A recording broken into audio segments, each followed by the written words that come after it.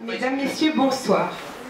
Je m'appelle Senda Bakar et j'ai l'honneur et le plaisir de vous présenter ce soir un ouvrage que notre maison d'édition Méditerranée Édition vient d'éditer. La plupart d'entre vous l'avez entre les mains. Il s'agit de Tranches de vie et pain perdu, le livre de M. Jacob Lelouch. Mais avant d'entrer dans le vif du sujet, j'aimerais dire deux, trois petites choses. D'abord, j'aimerais remercier Si Hassan Jaïd et le groupe des librairies culturelles de nous accueillir pour cette séance de présentation et de dédicace. Et la seconde chose que j'aimerais dire, parce que je sais que Jacob ne le fera pas, c'est une très forte pensée de nous tous pour Mamie Lily, qui est un peu fatiguée et qui a bien évidemment, comme vous pouvez le penser, l'imaginer, a fortement inspiré ce beau jeune homme qui est là et qui nous a écrit toutes ces histoires. Alors, Inch'Allah Mamie Lily, Inch'Allah Lebes, Inch'Allah Ma'anda Sao. Et puis on lui souhaite d'avance une magnifique fête des mères. Pour en revenir à cet ouvrage, j'ai connu Jacob comme vous tous, hein, c'est un personnage, c'est pas seulement un auteur, il est un personnage de la Goulette que tout le monde connaît, une figure, voilà. Merci de me corriger, monsieur. Ah non, je ne corrige pas, complète. Non, oui, exactement, non, mais une figure même emblématique, je dirais. Maintenant de la Goulette, puisque il y dirige un restaurant que vous connaissez tous, Mamie Lily, qui est malheureusement pour nous et pour la Tunisie, mais heureusement pour lui, bien que c'est un homme de partage, vous le voyez dans le livre, puisqu'il y partage toutes les recettes, le dernier restaurant cachère de Tunisie. Oui, effectivement, c'est encore le seul endroit où on peut... pas le seul où on peut manger cachère, puisqu'à la Réunion on peut manger cachère aussi, mais c'est le seul restaurant, vrai restaurant cachère de Tunisie. Donc je l'ai connu comme vous tous, et je l'ai aussi connu, j'ai eu cette chance au début d'Internet, quand j'étais sur le Rhône, moi aussi, loin de ce pays, parce que Jacob illuminait mes journées, voire mes nuits, par ses chroniques. Les nuits? Il se lâchait la nuit, mais loin, hein. À distance. À distance, cher monsieur, oui, on peut faire beaucoup de choses à distance. Ah oui. Et donc j'ai découvert effectivement ces histoires, ce qui fait que lorsque dernièrement, il y a un an, il est venu me voir pour me dire Sanda, j'ai eu l'idée d'écrire des petites histoires que j'aimerais mêler avec des recettes et offrir un peu de ce nous, de cette Goulette aux Tunisiens pour qu'ils se souviennent, pour que ça reste, pour que ça ne s'évanouisse pas, ça ne s'évapore pas. J'ai tout de suite pensé à ces chroniques qu'il écrivait dans son blog et qui me faisaient rire, parfois qui me touchaient, qui provoquaient plein d'émotions. Et je me suis dit, waouh, j'ai pas voulu même aller plus loin, je lui ai dit tout de suite, oui, c'est une super bonne idée. Et de là est née cette belle aventure qui a quand même duré 1 an, parce qu'on a pris beaucoup de soin à illustrer ce livre pour que vous puissiez le déguster avec les yeux et aussi dans votre cuisine, j'espère. Voilà, je laisse la parole à Jacob. Merci Jacob. Merci, c'est que d'émotion. Oui, alors c'est vrai que cet ouvrage est né après plusieurs années en fait, de gestation. Je crois que la gestation a été plus longue qu'une gestation pachydermique. Et ma foi, c'est vrai qu'il fallait que je trouve le meilleur moment pour pouvoir réaliser et faire en sorte qu'il puisse être effectivement appréhendé par les lecteurs tel un acte d'amour et de partage. Vous savez, Khalil Gibran dit souvent, en substance, que l'être humain est un peu comme un arbre fruitier, et si personne ne vient cueillir ce que cet arbre a donné, il finit par mourir. Je n'avais pas envie en tout cas de partir, de quitter un jour ce monde en emportant avec moi aussi bien ces recettes, ces histoires et tout ce qui fait ma vie de Tunisie, c'est-à-dire un profond bonheur en fait depuis 20 ans que je suis revenu m'installer en Tunisie. Et alors, vous savez, le plus bel acte de partage pour des êtres humains se fait la plupart du temps autour d'une table. Et quelle que soit la religion d'ailleurs, on parle de cuisine juive, tunisienne. Moi je suis tout à fait contre. Il y a Pichela qui est arrivé. Je suis tout à fait contre cette appellation de cuisine judéo-tunisienne ou de cuisine juive. La cuisine est un acte de partage. Effectivement, quelle que soit la religion, on se retrouve tous autour d'une table pour partager. Les chrétiens partagent le pain et le vin. Chez les juifs, on partage le sel et le pain également. Et dans la culture arabe ou musulmane, on dit souvent et voilà. Donc, et c'est toujours autour d'une table, autour d'un repas, que l'on peut démarrer des choses sublimes comme l'amitié et puis les transmettre. Certains d'entre vous sont venus partager effectivement chez moi au restaurant des dîners, des déjeuners, où au-delà du simple repas partagé, il y a toujours eu quelque chose en plus, des discussions, des échanges. On se rencontre, on rencontre de nouvelles têtes. Et je crois que finalement c'est un petit peu ça la vie, c'est vraiment de savoir partager ce que nous avons. Alors effectivement, a priori, et quand on jette un premier regard à cet ouvrage, j'ai effectivement voulu partager d'abord cette tradition culinaire judéo-tunisienne, mais au-delà de ça, il y a bien d'autres choses, comme cet humour typiquement goulétois, assez pince sans rire. En arabe, on appelle ça le dmaqaïr. Bah, c'est pas grave, c'est c'est un mélange d'humour, d'espièglerie, etc. Et effectivement, mais c'est peut-être, l'appellation est peut-être dure à comprendre, mais lorsque cet humour vous est délivré, vous le recevez droit dans le cœur, je pense. Et c'est un petit peu comme ça que j'ai voulu le partager. Avec ces petits clins d'œil, de manière un peu récurrente dans l'ouvrage, de temps en temps, au gré des pages, on trouve un proverbe de la tradition tunisienne, prononcé et écrit, calligraphié avec l'accent judéo-tunisien, qui est un accent très particulier, facilement reconnaissable en tout cas, parce que les se se prononcent che, les che se prononcent se. Enfin voilà. Donc, en fait, c'est un voyage dans une certaine époque, mais un voyage, en fait, on vous fournit une carte du passé, mais pour mieux vous diriger vers le futur. Parce que toute mon action, en tout cas, depuis les 20 ans, que je suis revenu en Tunisie, a toujours été tournée vers le futur et à aucun moment passéiste. Effectivement, je me suis peut-être basé sur la tradition tunisienne, la tradition judéo-tunisienne, la tradition goulétoise, pour mieux servir l'avenir de mes concitoyens. Et quand je dis mes concitoyens, c'est en un seul mot d'abord, et c'est surtout, je parle des Goulétois, des jeunes Goulétois, des jeunes Tunisiens aussi, et qui n'ont pas connu toute cette période en fait où le vivre ensemble était sublimé.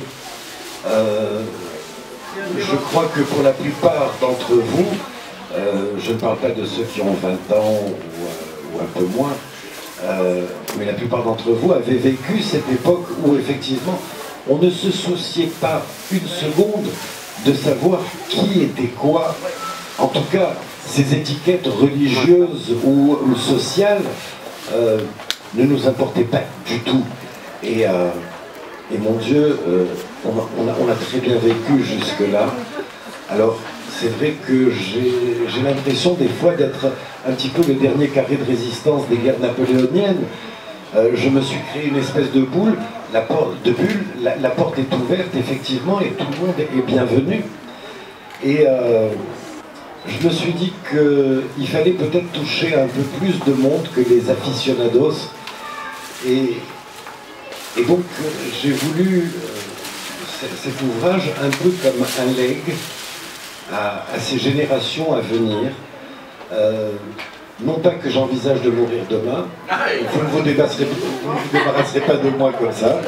Moi je suis comme ma copine Simone, vous savez, hein, increvable et centenaire. Mais voilà quoi, je veux dire, c'est... J'espère en tout cas que tout le monde le recevra comme ça, cet ouvrage, comme un partage, un legs. Certes, au premier abord, j'ai dédié cet ouvrage à ma maman, essentiellement, puisqu'elle a été à la base de toute mon inspiration, à la fois culinaire, à la fois au niveau de l'humour aussi, parce que c'est une dame qui est peut-être d'aspect un peu rude au départ, mais revêche, oui, mais pas du tout, parce que c'est en fait une sacrée bonne femme qui a un sacré caractère, peut-être, certes. Certains peut-être me reconnaîtront comme ça. Alors à mes enfants, bien sûr, parce que j'avais envie de leur laisser quelque chose. Ils n'ont pas eu la chance de naître en Tunisie, ni de grandir en Tunisie, mais ils adorent ce pays. Et j'avais envie de sceller aussi cet amour qu'ils ont pour ma culture, parce qu'elle est plus la mienne que la leur. Malheureusement, ils sont nés loin d'ici, ils ont grandi pour la plupart du temps en France, et donc il fallait que je scelle cet amour qu'ont mes enfants pour cette culture, pour leur papa aussi, pour leur grand-mère, bien sûr. Mais également, je veux dire, à tous vos enfants, parce que si vous n'avez pas eu la chance ou l'occasion de partager avec eux ces moments que vous avez connus, et ben voilà, aujourd'hui je suis là pour effectivement, à travers ce témoignage, vous donner l'occasion de reparler de tout ça et de faire en sorte que ça vive, que ça continue à vivre encore longtemps, et que ensemble on puisse reconstruire, si toutefois c'est détruit, j'espère que non, puisque vous êtes tous là, reconstruire cet avenir de la Tunisie, basé sur la culture, sur l'amour, sur le partage. Voilà grosso modo ce que j'avais à dire au niveau des grandes lignes de ce qui avait justifié. Alors, effectivement, cet ouvrage est né entre votre serviteur, Madame Semna Bakar, qui représente quand même la maison d'édition, et une association que nous avons eu la chance de créer en 2011, au lendemain de la Révolution, le 28 février, qui s'appelle Dar al-Dhikra, la maison de la mémoire, association pour la sauvegarde du patrimoine judéo-tunisien. C'est une association qui est strictement apolitique et religieuse. Je suis d'ailleurs très fier de pouvoir dire que à peu près 90% des adhérents de cette association ne sont pas juifs. Ils sont tunisiens pour la plupart. Il y a quelques étrangers et amoureux de la Tunisie qui ont adhéré également à notre association, tout simplement pour que vive ce patrimoine immatériel. Et en fait, notre objectif est de montrer à l'ensemble des Tunisiens que ce patrimoine n'appartient pas à une communauté particulière, mais appartient à tous les Tunisiens. Et lorsque l'on parle effectivement de musique, on va parler de musique arabe, mais est-ce que l'on sait que, au fond de la musique arabe, et durant des siècles, c'est la communauté juive qui a développé et qui a permis à cette musique de se développer et d'être ce qu'elle est aujourd'hui. Est-ce que lorsque l'on parle d'artisanat, on va parler d'artisanat arabo-musulman? Non. Mais pourtant, aujourd'hui, la plupart des artisans en Tunisie, en tout cas, sont arabo-musulmans. Je dois être le seul artisan non musulman dans le pays, peut-être avec quelques bijoutiers à Djerba. Moi, je suis artisan mosaïste et peintre sur bois. Certains me connaissent d'ailleurs sous cette casquette-là également. Mais effectivement, dans tous les corps de métier, dans l'artisanat tunisien, il y a toujours eu la communauté juive. La cuisine, c'est exactement pareil. En fait, toute cette culture tunisienne est la résultante d'un voyage en Méditerranée. Et de ce voyage sont arrivées en Tunisie des communautés juives de différents horizons, qui de Palestine, qui de Turquie, qui d'Espagne, d'Italie et d'ailleurs. Chacun a apporté avec lui ses propres traditions, ses propres recettes, ses propres métiers. Et on a réussi, en fait, la grande force du Tunisien a été de faire cette synthèse et de créer un véritable artisanat tunisien, une véritable musique tunisienne, comme le malouf par exemple, et une véritable gastronomie. J'ai pas peur des mots, ça n'est pas une cuisine. On ne fait pas de la bouffe en Tunisie, on fait de la gastronomie, réellement. Et le seul problème que nous ayons aujourd'hui, c'est que d'autres sont passés maîtres peut-être en communication, comme nos amis et voisins marocains, qui communiquent beaucoup mieux que nous par rapport à leur talent. Permettez-moi de mettre ça entre guillemets, parce que ça n'est pas forcément en associant des tonnes d'épices que vous allez sortir un plat succulent. Je pense qu'il faut donner au produit aussi sa chance, et donc je parlais ce matin à la radio de la meshmachia. La meshmachia en Tunisie est un plat à base d'abricots, d'oignons, de viande, de raisins secs, point barre.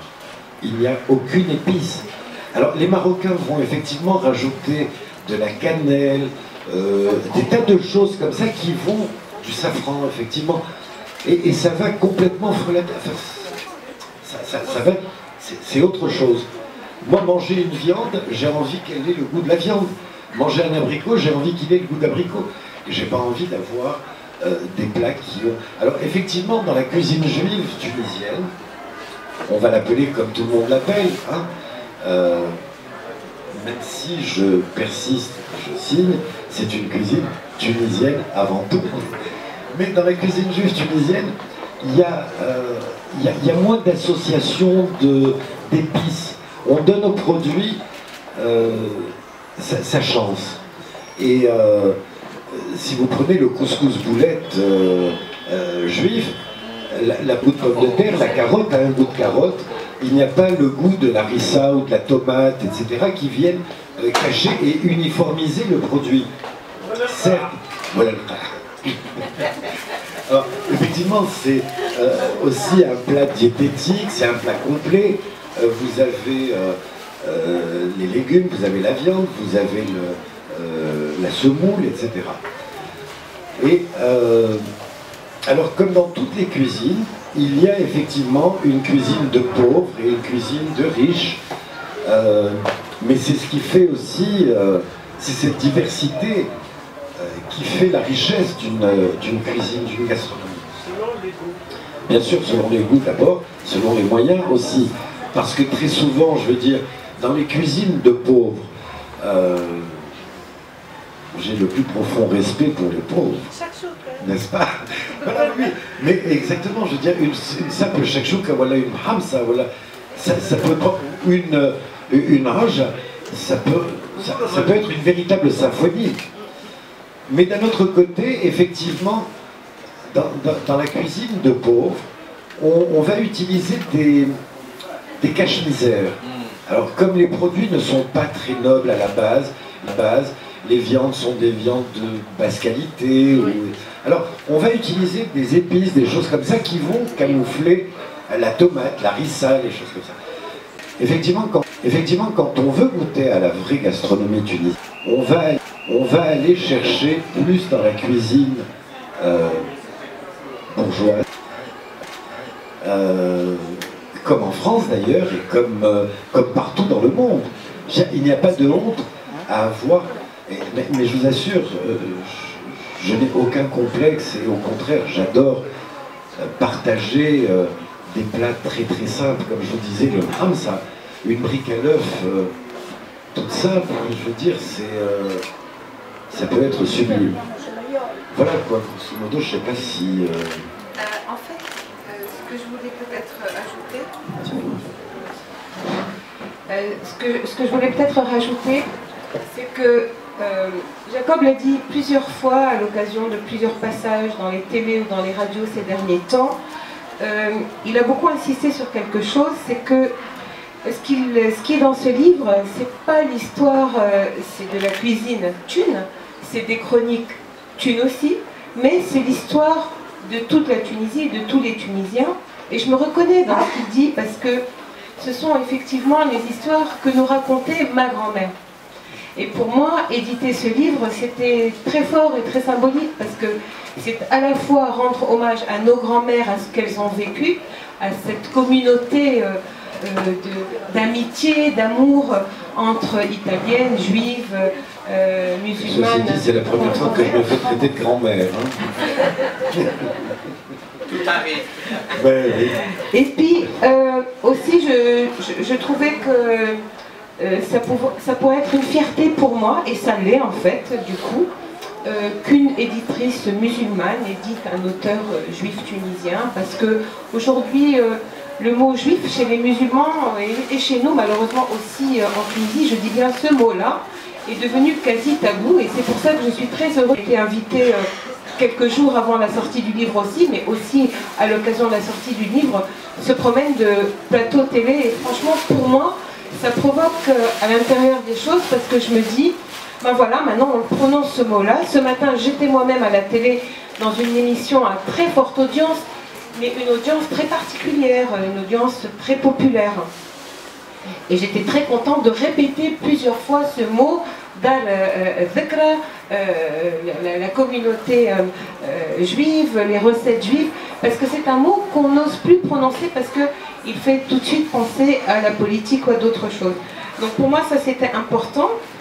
Et puis l'autre chose aussi que je voulais vous dire, c'est que à l'occasion de la sortie de ce livre, mon autre fierté, et c'était avec beaucoup d'émotion, que j'ai accompagné mon ami, celui qui est devenu mon ami, Jacob, pour sa première ziara. On n'aime pas trop dire pèlerinage parce que c'est une ziara à l'El Ghaliba. Et j'ai appris, vraiment, je l'ai appris sur place quelques heures après notre arrivée à Djerba, que c'était sa première fois. Donc j'étais très contente de l'avoir accompagné à une première fois. Et s'il veut vous en parler maintenant, je crois que ce serait une bonne idée. Mais juste avant de lui redonner le micro, je voulais vous dire que Jacob tout à l'heure vous a parlé des proverbes qui épicent ce livre. Ben, ces proverbes eux-mêmes sont parfois un peu salés. Et du coup, on m'a fait peur avant la sortie du livre. On m'a dit, Sanda, attention, ton livre risque d'être censuré, voire pas acheté par certaines institutions, parce qu'il y avait des mots vraiment un peu chaud en tunisien. Et j'appelle Jacob, déjà très effrayé, je me suis dit, il va encore me tuer. Te voler dans les plumes. Me voler dans les plumes. Enfin, il a été très compréhensif et il m'a dit ok. Puis finalement, on a trouvé une solution extraordinaire. On s'est dit, on va laisser les proverbes dans le livre et on va remplacer les mots un peu chauds par des bips. Et j'ai même trouvé le mot tunisien pour remplacer les bips. Le mot en arabe, c'est tit. Donc il y a plein de bips et de tit dans certains proverbes. Mais du coup, on vous les a réunis, parce qu'on aime bien dépasser ces histoires de censure dans le marque-page. Donc n'oubliez pas de le réclamer. parce qu'ils sont concentrés là et le ministère de la Culture sera puni parce qu'il n'aura pas les marque-pages, il aura la version non décodée, donc Canal sans le décodeur. Et la dernière chose que je voulais dire, j'ai remercié tout à l'heure le culturel, j'aimerais aussi remercier, ils sont là, c'est un couple extraordinaire que j'aime beaucoup, eux aussi ils sont dans la gastronomie puisqu'ils font des cheesecakes à tomber et ils ont insisté aujourd'hui pour être là, pour nous régaler avec leur cheesecake. Alors c'est Cheesecake Site, c'est Madame Salem et Monsieur Mohamed Khlas. Et ils travaillent vraiment depuis quelques années et ils ont grandi. Les cheesecakes arrivent, c'est après la signature. C'est pendant la signature. Ils travaillent dans leur... Et maintenant ils ont un atelier, un magasin qui est ouvert à la Marsade, donc mabrouk à eux et encore merci. Le cheesecake est quand même un gâteau d'origine juive, absolument. Donc ça tombe. C'est vrai qu'ils étaient plus nombreux du temps des colonies, mon ami. Alors, je voulais simplement vous rappeler que, par exemple, là, cette semaine, il y a eu la Pentecôte juive, comme la Pentecôte chrétienne d'ailleurs, et à l'occasion de la Pentecôte, dans la partie Europe de l'Est et jusqu'en... en France, du côté de comment ça s'appelle, Alsace, etc. Les Juifs mangent traditionnellement le jour de la Pentecôte un gâteau au fromage, le cheesecake, Donc ça tombe bien. pour que l'année leur soit douce, sucrée, blanche, etc., Voilà. Donc on se retrouve quelque part. Exactement. Alors Jacob, est-ce que tu veux aussi nous parler un petit peu de ton pèlerinage et puis après on ouvrira la possibilité pour vous de discuter, de poser des questions si vous en avez envie. Alors, et après on pourra déguster les fameux cheesecakes. Alors par rapport au pèlerinage, en fait pour moi ça a été une grosse révélation parce que c'était un petit peu comme l'Arlésienne. Durant des années, j'ai entendu toute mon enfance ma mère me dire tiens cette année je vais aller au pèlerinage, en disant Blineder, c'est-à-dire si Dieu le veut, etc. Alors j'ai vu des tas de gens passer aussi à mon restaurant avant d'aller à l'Arriba, en revenant de l'Arriba. Et moi j'étais là comme une vache qui voit passer les trains. Et je me disais, tiens, il doit se passer quand même quelque chose. Et puis finalement je me disais, non, c'est une bande d'excités qui y vont comme ça pour allumer des bougies, mettre des œufs au fond d'une grotte, etc. Et puis, bon... Et puis là, je vous assure que je me suis pris une baffe magistrale, parce que d'abord, je me suis rendu compte que, à quel point ce pèlerinage était important, non pas pour la communauté juive simplement de Tunisie et de Libye, parce que la riba de Djerba est très importante également pour les Libyens, mais pour l'ensemble des Tunisiens. Et que c'était une véritable fête de partage également. Et j'ai rencontré là-bas des Tunisiens juifs, des Tunisiens musulmans, des chrétiens de Tunisie, qui étaient là, mais vraiment comme à la fête. C'était magnifique de voir toutes ces djerbiennes habillées en dimanche, les gens heureux. Alors effectivement, ce pèlerinage auquel j'ai participé cette année était sous très haute surveillance, mais je crois qu'il l'était déjà l'année d'avant, et certainement l'année d'avant encore. Mais c'est pas grave, c'est la Tunisie qui défendait le pèlerinage. Et c'est que comme ça que je l'ai vu et que je l'ai ressenti. Alors effectivement, cette solidarité tunisienne autour de ces petites communautés, je ne veux pas dire de ces minorités, parce que je ne me suis jamais considéré comme une minorité dans mon pays, et c'est pas parce que j'ai une religion qui est différente de la religion majoritaire, je suis désolé, mais, et je suis surtout très heureux d'avoir une carte d'identité qui ne stipule pas ma religion. Contrairement à certains autres pays, Moyen-Orient, etc., où on signale que vous êtes copte, musulman, chiite, sunnite, enfin, je veux dire, bon, ça suffit les tiroirs. La Tunisie a aboli ça depuis quand même quelques décennies et c'est très bien. Donc aujourd'hui, effectivement, je suis particulièrement fier d'être tunisien à 100%. Je me suis senti tunisien à 100% lors de ce pèlerinage. Je me suis senti tunisien à 100% le jour où on a sorti ce livre, on a commencé à communiquer, à voir les réactions des gens. Il n'y a pas très longtemps aussi, j'ai été invité à une émission télévision sur Hannibal Télé. Une émission bon enfant qui s'appelle Het Narkiou, où on parlait en arabe. Alors j'étais pas toujours très à l'aise parce que je parle en tunisien, je ne parle pas arabe. Mais bon, je crois que je m'en suis pas trop mal sorti. Mais le truc, c'était magnifique de se sentir...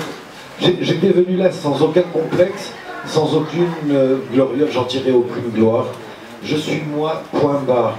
Il y a un problème dans la société tunisienne aujourd'hui, on a oublié qui nous étions. Je crois que le Tunisien a oublié qui il était lui-même, avant d'oublier qui était l'autre.